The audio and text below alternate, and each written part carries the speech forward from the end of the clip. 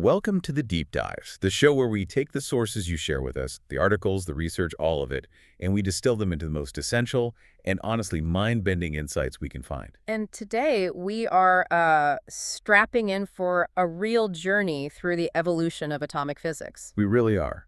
We're tracking one of those profound shifts in history, moving from these simple visual models of the atom. The kind you could sketch on a napkin. Exactly.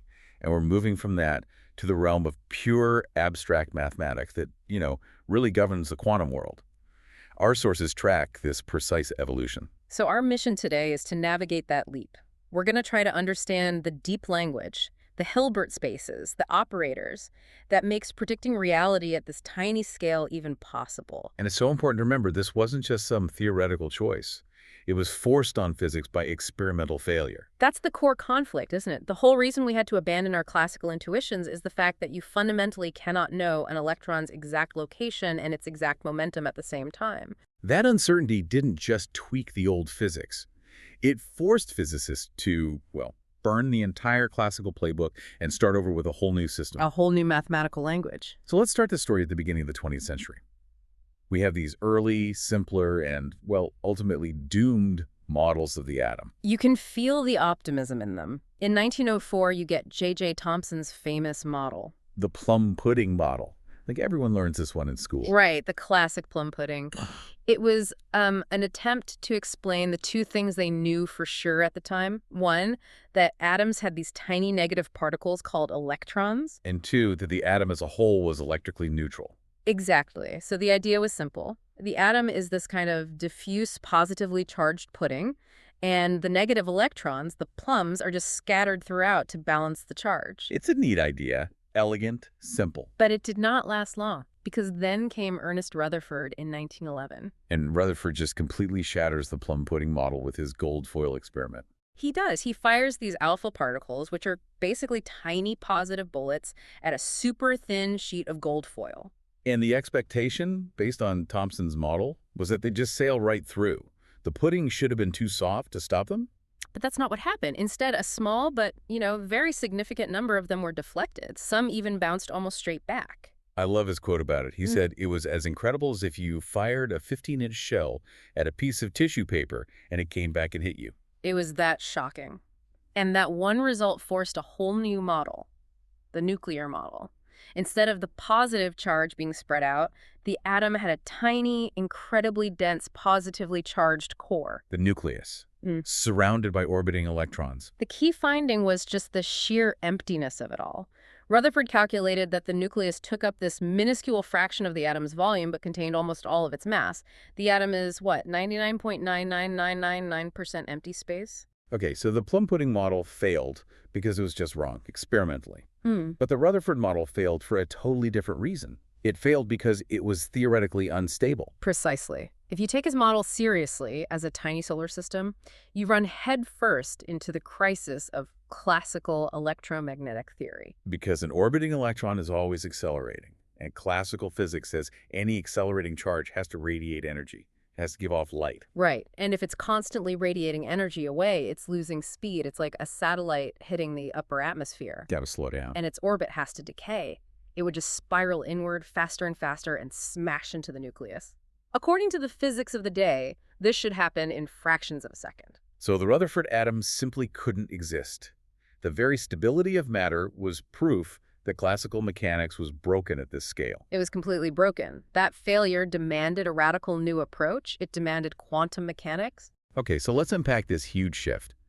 The classical idea of an electron's path was impossible. It couldn't orbit like a planet. So physicists had to change the question. That's the key. Instead of asking, where is the electron right now, they had to start asking, what is the probability of finding the electron in this particular region? A total change in philosophy. Which leads us straight to the foundational equation of all of quantum mechanics, the Schrödinger equation. It's the master blueprint. And it's not an equation of motion like EFMA. It's an equation of state. It is. It doesn't give you a single deterministic path. Instead, it gives you what are called wave functions. We use the Greek letter psi. And these wave functions, these psi functions, they represent the electron state and are linked to specific allowed energy level. Yes. And that function is the very definition of a modern orbital. So an atomic orbital is the wave function. It's not a path. It's not a path. It is a three-dimensional region of space where there is, statistically speaking, a 90% chance of finding that electron. So we've gone from a hard line to a fuzzy cloud of probability. And you're saying that the psi function gives us the state, but if we want the actual probability, we got to do something else to it. You square it. The probability density, the relative likelihood of finding the electron at any given point in space, is described by the square of the wave function, Site22. So where CD2 is high, the electron is likely to be where it's 0. It can never be found. It's a blueprint of likelihood. Okay, so if the orbital is the electron's probable home, we need a really specific address system for it. Size, shape, orientation. And that's where the 4 quantum numbers come in. Think of them as the unique GPS coordinates for every single electron state in an atom. And this is crucial. No two electrons can have the same exact address. Let's start with the first one, the big one, the principal quantum number, which is just dollars. Right. Ni represents the main energy level, or the shell. It tells you about size. It's always a positive integer, 1 n or 2, 3, 3, and so on. And a bigger goal doesn't just mean more energy. It means the orbital itself is physically larger. The electron is, on average, farther from the nucleus. That's right. Then next, we have the number that defines the geometry, the angular momentum quantum number, or $. This one gives us the shaded orbital, the subshell. And this is where we get those familiar letters. 0 boot, PD, SV. If $50 0, you get an us orbital, which is a perfect sphere. Okay. If as 1, you get a p orbital, which is shaped like a dumbbell with 2 lobes. If $2, you get the much more complex dollar orbitals. So if I say 1A2 and 1L1, that immediately tells you we're talking about a 2pl orbital. Second energy level, dumbbell shape. Exactly right. Then we need to know how that shape is pointing in space.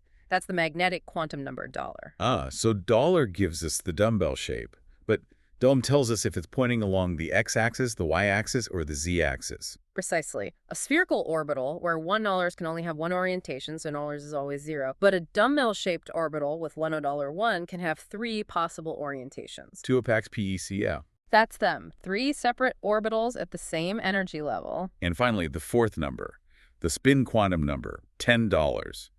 This one feels a little different. It is. It describes an intrinsic property of the electron we call spin. It's a binary choice. An electron behaves as if it's spinning, and it can only be in one of 2 states. Plus 1/2 or minus 1/2. Spin up or spin down. It's not literally spinning, not in a classical sense, but it has this fundamental property, and it's absolutely essential for the rules that come next. This is where it gets really interesting for me. We have the 4 numbers that define all the possible states. But now we have the rules, the traffic laws of the atom, that dictate how electrons actually arrange themselves. And this arrangement dictates all of chemistry. These are the organizing principles that let us build the entire periodic table, element by element. So first, and maybe the most fundamental, is the Pauli exclusion principle. This one sounds very strict. It is the ultimate constraint, it says. No 2 electrons in an atom can have an identical set of all 4 quantum numbers. So every single electron needs a unique address. A unique address. So if 2 electrons are in the same orbital, same dollars, same dollars, same dollars, they're in the same region of space. Then they have to have different spins. They must have opposite spins. One has to be spin up, the other spin down. The consequence is simple but profound. Any single orbital can hold a maximum of 2 electrons. And that's why the first energy level, $1 only holds 2 electrons, because the $1 orbital only allows for 2 unique sets of quantum numbers. One for spin up, one for spin down, that's it. That's why helium, with 2 electrons, completes the first row of the periodic table. The Pauli principle is the gatekeeper. Okay, next up is the organizational rule, the Aufbau principle. German for building up. This seems straightforward, but the order can get weird. The principle itself is simple. Electrons fill the lowest energy orbitals available before they start filling higher energy ones. They're lazy. They want to be the most stable, lowest energy state. But the energy order isn't just 1, 2, 3. For instance, the $4 orbital fills up before the $3 orbital does. Why the jump? It's because of the complex interactions between all the electrons in the atom. In most atoms, the 4-rodal orbital, even though it's in a higher shell, actually ends up being slightly lower in energy than the $3 orbitals. And that systematic filling order is what gives us the structure of the periodic table, with the transition metals and everything else. Exactly. And finally, we have the rule for what to do when you have orbitals that share the same energy. This is Hund's rule. So this applies to, say, the 3 Cadol orbitals or the $5 orbitals, which are all at the same energy level. They're called degenerate orbitals. That's right. Hund's rule tells you how to fill them.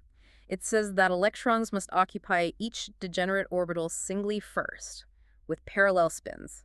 So all spin up, for example, before any orbital gets a second electron. Like people getting on a bus. Yeah. Everyone takes an empty seat before anyone has to sit next to someone. It's a perfect analogy. And the relevance of all this, Hund's rule, the whole configuration, is its direct link to magnetism. If the final electron configuration leaves you with unpaired electrons, which Hund's rule often does, the substance is paramagnetic. It's weakly attracted to a magnetic field. And if all the electrons are paired up with opposite spins, Then it's diamagnetic, and it's either unaffected or weakly repelled. The microscopic arrangement dictates macroscopic properties. It's incredible. it is. Okay, so we've gone from visual models to this cloud of probability governed by 4 number and 3 rules. But to really predict what a quantum system will do, we have to go even deeper. We have to move into the language of pure mathematics. This is where we enter the world of functional analysis. This is where a lot of people feel like physics leaves them behind. We are trading physical intuition for total abstraction. Where does this wave function, this SPEDI, actually live mathematically? It lives in a complex Hilbert space. Now, to simplify, you can think of a Hilbert space as the infinite abstract stage where quantum mechanics happens. It's a vector space. So we use vectors to represent the states, sort of like an arrow representing a position in 3D space. Exactly like that. But this space has special properties that let us work with probabilities. It's like an infinite filing cabinet containing every single possible quantum state the system could ever be in. That's a great way to put it. Every possible state is a unique vector in that space. And we have the mathematical tools in that space to calculate the probability of transitioning from one state to another. Okay, so the states are vectors. What about the things we actually measure? Position, energy, momentum. How are they encoded? Those are encoded as operators. An operator is basically a rule, a linear transformation, that acts on those state vectors in the Hilbert space. And you mentioned they must be Hermitian operators. Why is that specific requirement so important? It is the absolute critical link between the math and reality. The mathematics of Hilbert spaces guarantees that if your operator is Hermitian, all of its measurable values, we call them eigenvalues, have to be real numbers. Because you can't go into a lab and measure an imaginary energy or a complex position. You cannot. So the Hermitian property is the mathematical quality control. It makes sure the math gives you answers that correspond to the real physical world. That makes so much sense. It forces the math to respect reality. Now, let's connect this back to the uncertainty principle, because this is where the math really shows its teeth. Yes. In this mathematical language, the position operator, $6, and the momentum operator, $P, are fundamentally different kinds of transformations. So applying them in a different order gives you a different result. Exactly. The order matters. They fail to commute. That means 6 times $1 is not equal to times $6. And that mathematical failure to commute is the Heisenberg uncertainty principle. So it's not a limitation of our tools. It's baked into the very mathematical structure of the universe.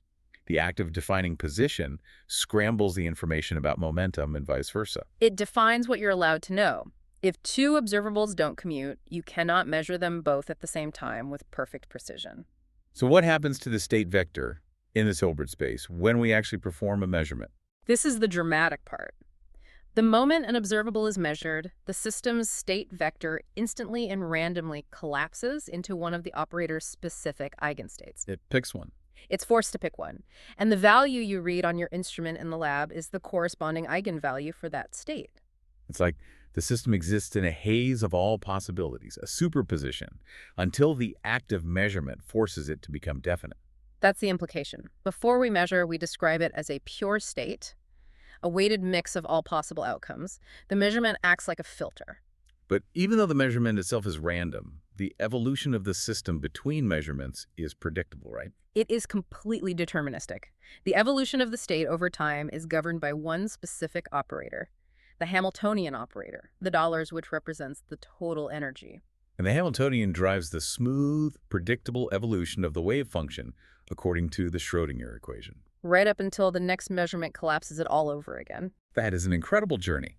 We started this deep dive with electrons as plums in some kind of positive goo, and we ended by defining their existence as a vector in an infinite-dimensional complex space. And what this all means is that the spectrum of one of these operators, the set of all its possible eigenvalues, corresponds exactly to the set of all possible outcomes for a physical measurement.